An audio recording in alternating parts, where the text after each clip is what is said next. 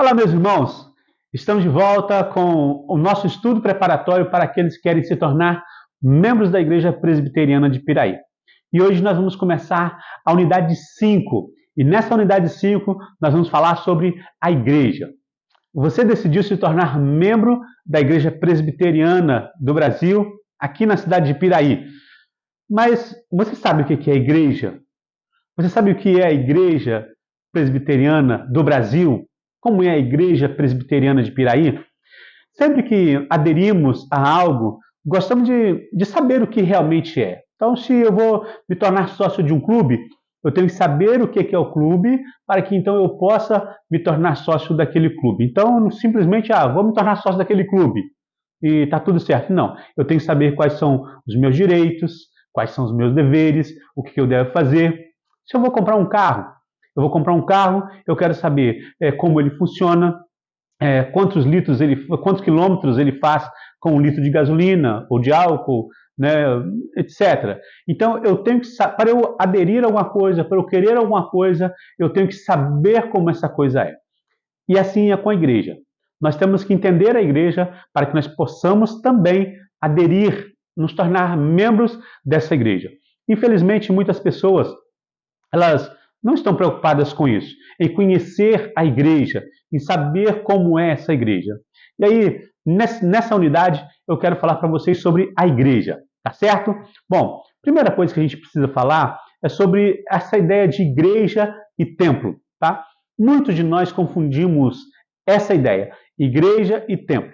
Você já falou, talvez, você já ouviu muitas vezes alguém dizer assim: eu vou à igreja, não é mesmo?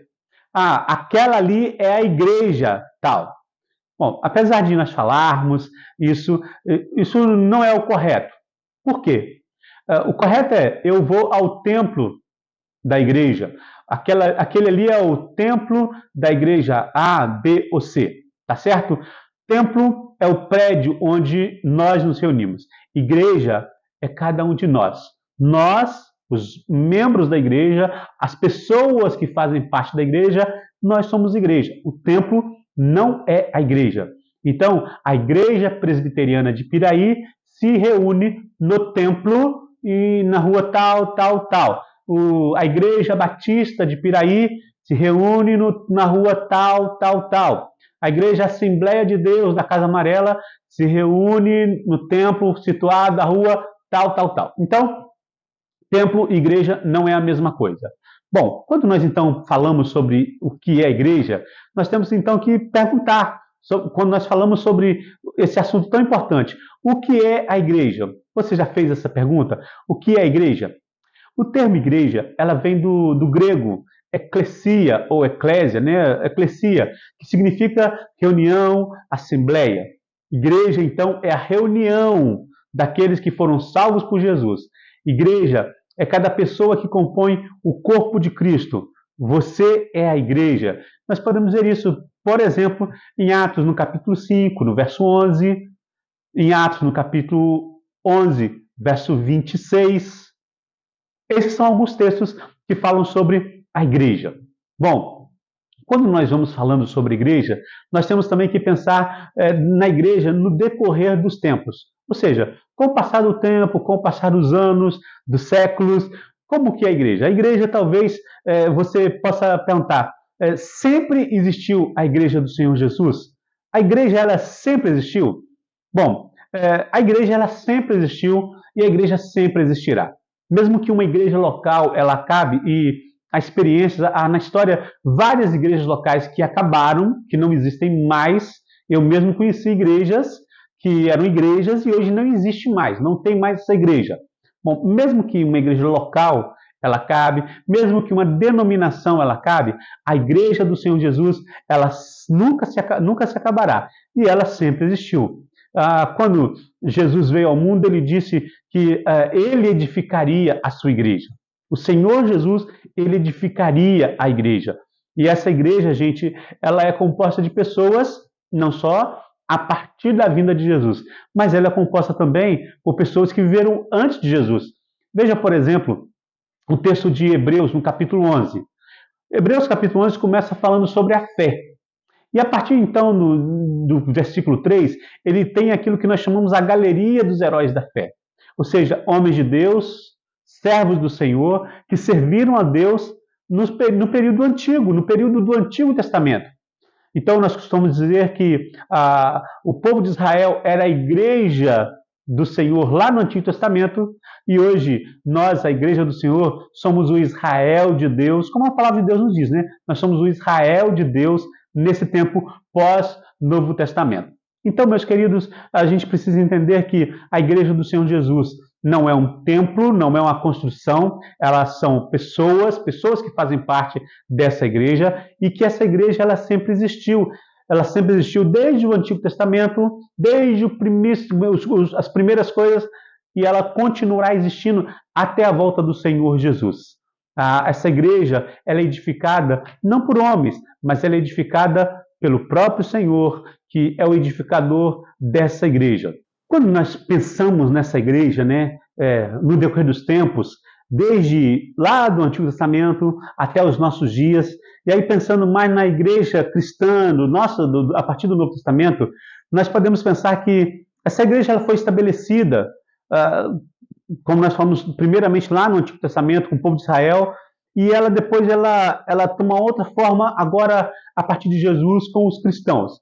E essa igreja, gente, ela tem 3 características que são básicas para a igreja. A primeira característica da igreja é que ela é única, ela é una, ou ela tem a característica da unidade. A igreja do Senhor Jesus, ela é una, ela é uma unidade somente. E o que eu quero dizer com isso? Quer dizer que não existem várias igrejas.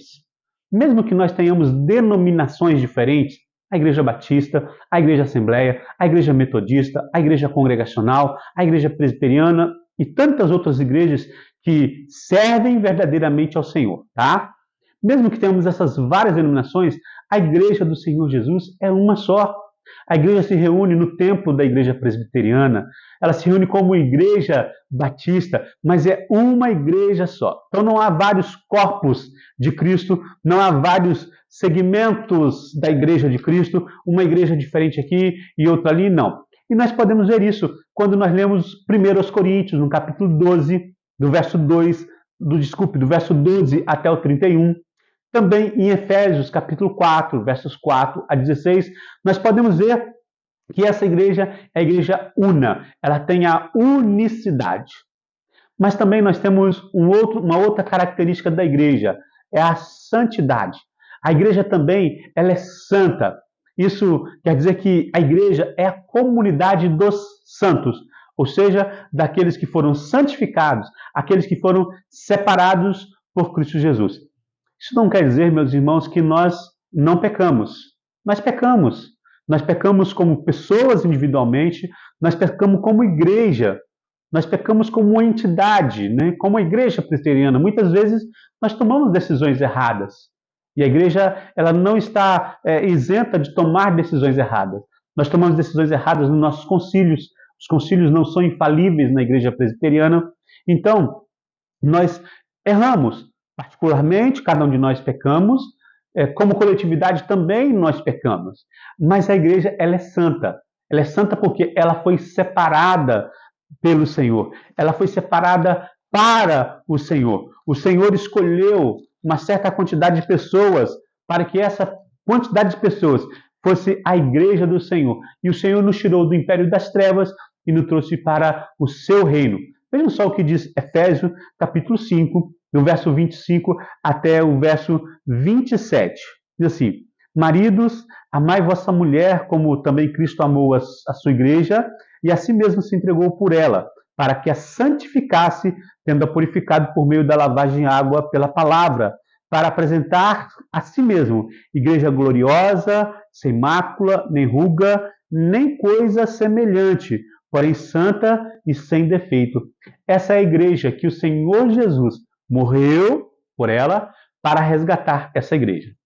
Mas a igreja, além de ter as características da unidade, da santidade, ela tem também a característica da universalidade, tá certo? Essa igreja, ela é universal. Por que ela é universal? Porque ela abrange o mundo inteiro. Em todas as épocas sempre existiu e sempre existirá a igreja do Senhor Jesus. Como eu falei, uma denominação ela pode acabar, uma igreja local pode acabar, mas a igreja do Senhor nunca vai acabar. Desde o começo até o fim, essa igreja se espalhará por todos os lugares, como ela tem se espalhado por todos os lugares do mundo, e essa é a característica da universalidade. A igreja está em todos os lugares, em todas as épocas. Então, quando nós falamos da igreja, nós falamos de uma igreja que é una, que é santa e que é universal. Essas são as características da igreja. Mas, meus irmãos, a igreja, com o passar do tempo, a igreja de Cristo passou a se desviar dos propósitos iniciais. Ela foi criada para ser santa, ela foi criada para ser uma, ela foi criada para ser universal. Mas a igreja, ela começou a se desviar. Ela começou a sair daquilo que nós vemos na palavra de Deus. Isso talvez ela tem raiz bem antiga. E talvez a raiz mais antiga seja na dita conversão de Constantino, o imperador de Roma. Constantino ele se converte, alguns dizem que ele não se converteu, mas ele simplesmente viu que a igreja estava crescendo, então ele adere à igreja e ele faz uma computação da igreja. Não sei, mas com essa conversão de Constantino ao cristianismo, houve muitas adesões à igreja.